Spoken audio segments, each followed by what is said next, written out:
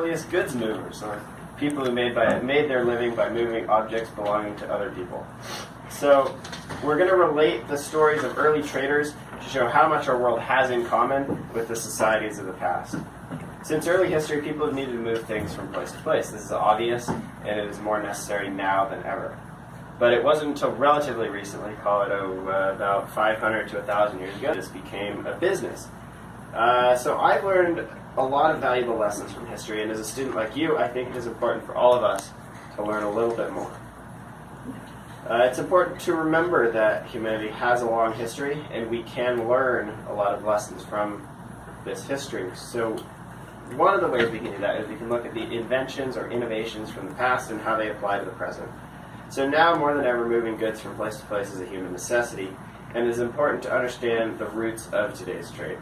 First, we'll cover early Silk Road traders, then shipping from the East Indies to Europe, and finally the new Silk Road.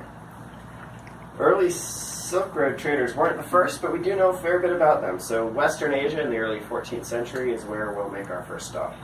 Moving goods from China to Europe in the middle of the second millennium, around 1300 AD, was very difficult. The journey from, say, Portugal to Hong Kong or Macau and back could take over 2 years, and there was a lot of hazards along the way. So one of the hazards was bandits who beat you up and steal your stuff. So the innovation that solved this problem was essentially the invention of various houses along the route, or inns. This is according to Christian in the article Silk Roads from the year 2000. And this solved the bandit problem, allowing the trade to become much more profitable. So goods from China allowed for Europe to develop hugely and become far more advanced. I think we all know about gunpowder as one of these innovations, but it was not the only one. Cloth, especially silk, was also very important, and later on various dyes and spices were important trade items with Europe, or with, the East. Now that we've looked at early overland shipping, we'll move on to advanced shipping by sea. So the Dutch East India Company, abbreviated VOC in the language of the Netherlands, was very innovative. It monopolized essentially trade between East and West in about the year 1500 and onward. The traders from the Netherlands were very successful, operating not only between Asia and Europe, but also within Asia. This is according to Barnett in the article Early Shipping from 1958.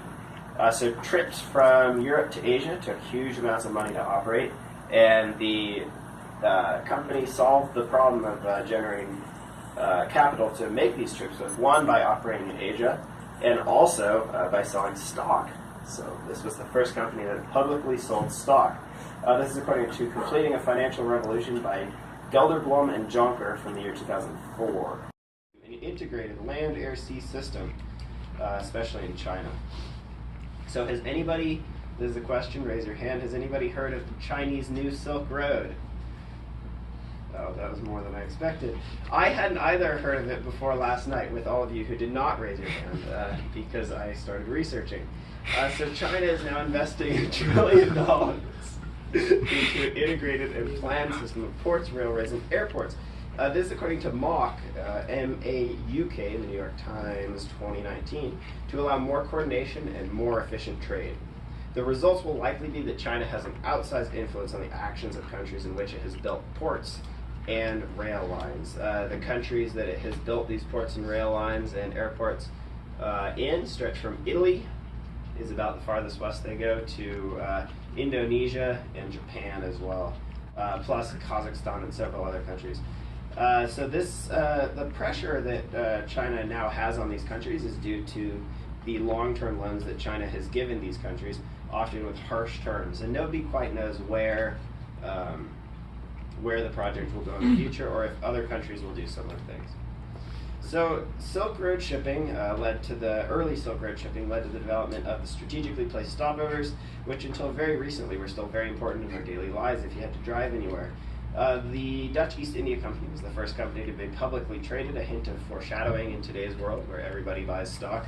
The new Silk Road is more interconnected than any previous project, and it will influence our world in ways we don't yet know. So it is important to keep in mind the origins of things and to remember how far we've come, as now more than ever moving goods from place to place is a human necessity. So nobody knows where the world will go next, whether it's in the context of shipping or in the case of mac and cheese.